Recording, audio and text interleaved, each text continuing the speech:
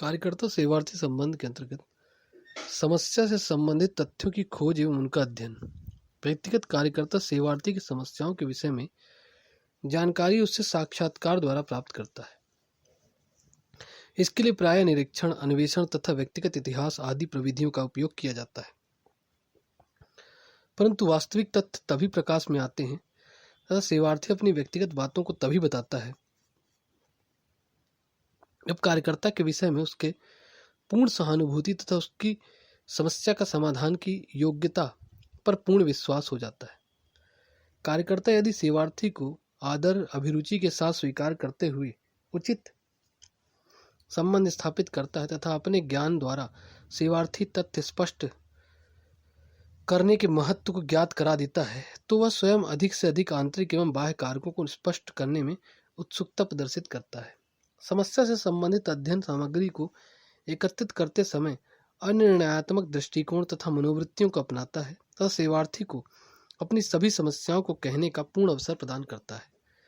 कार्यकर्ता जब सेवार्थी के साथ तादात्म्यीकरण स्थापित करता है तो सेवार्थी को बहुत अधिक सांत्वति मिलती है और समस्या को समझने में विशेष प्रोत्साहन मिलता है। सेवार्थी के समस्या के स्रोत सेवार्थी स्वयं तथा सामाजिक पर्यावरण होता है। सेवार्थी के व्यक्तित्व का अध्ययन पूर्णतया कार्यकर्ता सेवार्थी संबंध पर निर्भर होता है। सामाजिक पर्यावरण का अध्ययन वह सेवार्थी की सहायता से करता है। समस्या का निदान। व्यक्तिगत कार्यकर्ता समस्या के निदान की स्थिति में दो प्रश्नों का हल प्राप्त करता है। पहला होता है समस्या के कौन कौन से कारण हैं और दूसरा होता है समस्या की सहायता का रूप क्या होगा। समस्या के अध्ययन से प्राप्त विभिन्न सामग्रियों पर कार्यकर्ता अपने ज्ञान के प्रयोग द्वारा तथ्यों को संगठित एवं विश्लेषित कर समस्या के कारणों का पता लगाता है।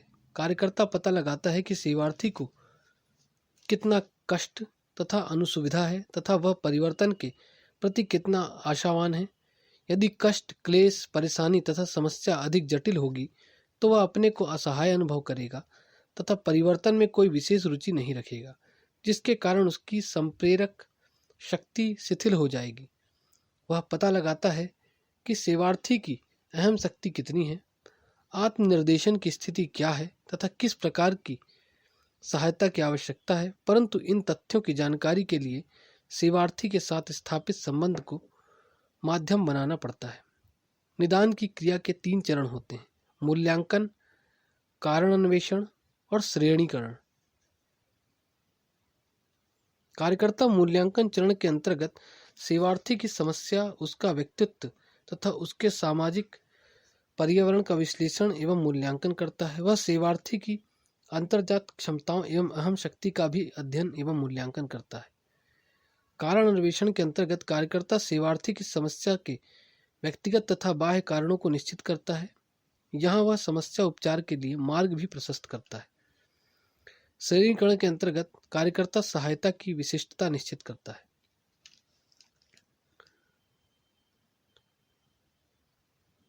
पहला, उपचार क्रिया में कार्यकर्ता सेवार्थी की पूर्ण सहमति एवं इच्छा द्वारा समस्या का समाधान करने का प्रयास करता है।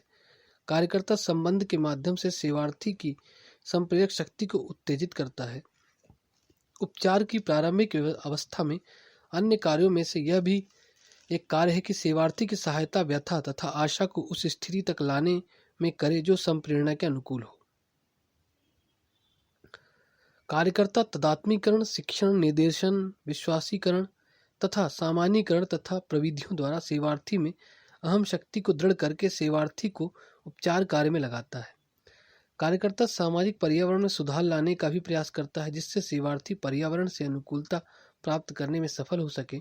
परंतु उपचार कार्य की सफलता कार्यकर्ता तथा सेवार्थी के मध्य संबंध की गहनता पर निर्भर होती है। अगला विषय है कार्यकर्ता सेवार्थी संबंध का प्रभाव। व्यक्तिगत कार्यकर्ता तथा सेवार्थी में संबंध का स्थापन सेवार्थी की समस्याओं के समाधान के लिए किया जाता है। इस संबंध प्रविधि के द्वारा सेवार्थी में कुछ निम्नलिखित बातें होती हैं। जैसे सबसे पहला होता है भावनाओं का परिवर्तन, दूसरा प्रत्यक्षीकरण में परिवर्तन, तीसरा व्याख्या में परिवर्तन, चौथा है निर्णय प्रक्रिया में परिवर्तन, पांचवा है संप्रेरणा में परिवर्तन, छठवां है चेतनता में परिवर्तन और सातवां है व्यवहार में परिवर्तन। सबसे पहले चलते भावनाओं का परिवर्तन। सेवार्थी चिकित्सा प्रक्रिया में अपने पूर्व एवं वर्तमान व्यवहार का वर्णन करता है। इस क्रिया से उसकी भावनाओं की अभिव्यक्ति होती है।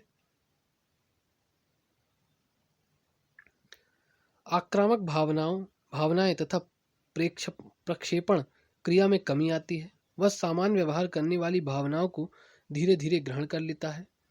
चिकित्सा दमित भावनाओं तथा अव्यक्त इच्छाओं को, जो रोगी के अचेतन में होती है, प्रकाश में ला देती है। इस ज्ञान के पश्चात सेवार्थी स्वयं निश्चय कर लेता है कि उनकी संतुष्टि अथवा दमन के लिए क्या करना चाहिए। इस प्रकार की चिकित्सा से सेवार्थी को नवीन संतुष्टि होती है तथा व्यवहार पर उचित नियंत्रण स्थापित होता है। दूसरा है प्रत्यक्षीकरण परिवर्तन।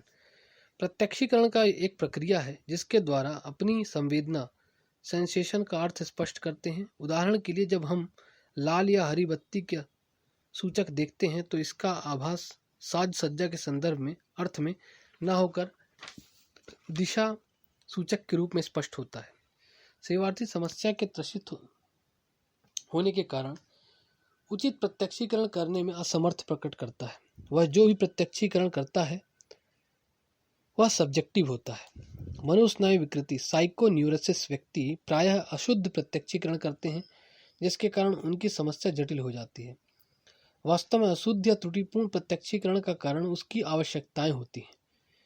चिकित्सा प्रक्रिया में इन आवश्यकताओं को स्पष्ट करके सेवार्थी के प्रत्यक्षीकरण के प्रभाव को बताया जाता है, उसको उचित प्रत्यक्षीकरण का ज्ञान कराया जाता है और व्यक्तिगत कार्य चिकित्सा से वास्तविक संबंध का ज्ञान प्राप्त करता है। तीसरा है व्याख्या में परिवर्तन। सेवार्थी अपनी ऐतिहासिक घटनाओं को एक विशेष प्रकार को से स्पष्ट करता है।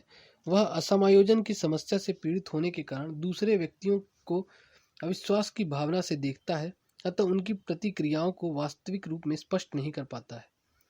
व्यक्तिगत संप्रेरणा के कारण व्याख्या में त्रुटि होती है। संबंध प्रविधि द्वारा सेवार्थी को उचित एवं ठीक व्याख्या करने की शक्ति प्राप्त होती है। इसके द्वारा उसको विभिन्न शक्तियों तथा व्यवहारों पर उनके प्रभावों का ज्ञान हो जाता है, जिससे वह सामान्यीकरण सिद्धांत न मानकर वास्तविक आधार ढूंढने का प्रयास करता है। उदाहरण के लिए, वह यह विश्वास नहीं करता है कि शरीर में इच्छा शक्ति की कमी होती है, या तो व्यक्ति एक व्यवसाय में असफल हो जाता है, वह ना तो मूर्ख है और ना ही आलसी।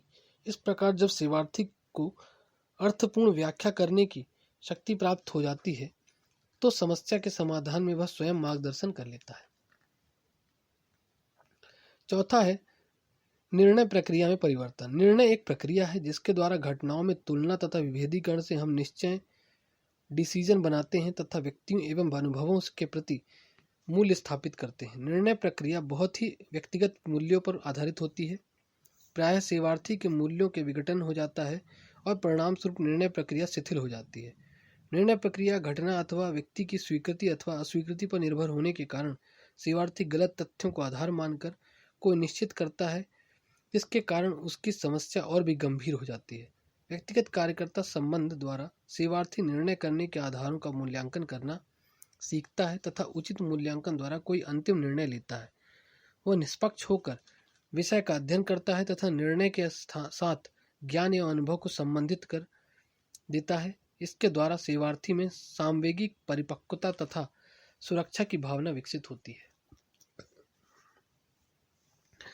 पांचवा है संप्रेरणा के में परिवर्तन। सेवार्थी के लिए इच्छाओं, आवश्यकताओं, उद्देश्यों को जानना आवश्यक होता है, क्योंकि संप्रेरणाएं ही व्यवहार को निश्चित करती हैं। संबंध प्रविधि द्वारा सेवार्थी को अपनी संप्रेरणा तथा उनकी भूमिकाओं का ज्ञान हो जाता है। इस प्रकार वह उन उद्देश्यों को निश्चित करने का प्रयत्न करता है जो प्राप्त किए जा सकते हैं तथा उसकी शक्ति एवं सामर्थ्य के अंतर्गत बात आते हैं। वह अपनी संप्रेरणाओं का मूल्यांकन करके वास्तविकता को निश्चित करता है। छठवां चेतनता में परिवर्तन। सेवार्थी समस्या से संबंधित कारकों तथा उनके प्रभावों के प्रति चेतन जागृत हो जाती है। उनको प्रत्यक्षीकरण, विश्लेषण तथा निर्णय करने की प्रक्रिया से संबंधित अंतर्दृष्टि का विकास हो जाता है। सातवां व्यवहार परिवर्तन। कार्यकर्ता सेवार्थी संबंध का उद्देश्य सेवार्थी के व्यवहार में परिवर्तन करना होता है, जिससे वह समस्या समाधान करने में समर्थ हो सके। कार्यकर्ता सेवार्थी के व्यवहार को परिवर्तित करते समय न केवल व्यवहारिक लक्षणों बिहेवियर सिम्टम्स को बल्कि उन समस्याओं को भी दूर करने का प्रयत्न करता है जिनसे ये लक्षण उत्पन्न होते हैं। सामान्य शब्दों में कार्यकर्ता सेवार्थी संबंध का उद्देश्य सेवार्थी को सुरक्षित अनुभव कराना तथा आत्मशक्ति ईगो स्ट्रेंथ का विकास करना, जिससे वह दूरदृष्टि अंतर्दृष्टि तथा क्रियात्मकता का विकास कर सके और इनके द्वारा उन बाधाओं को दूर कर सके जो उसके समायोजन को हानि पहुंचाते हैं।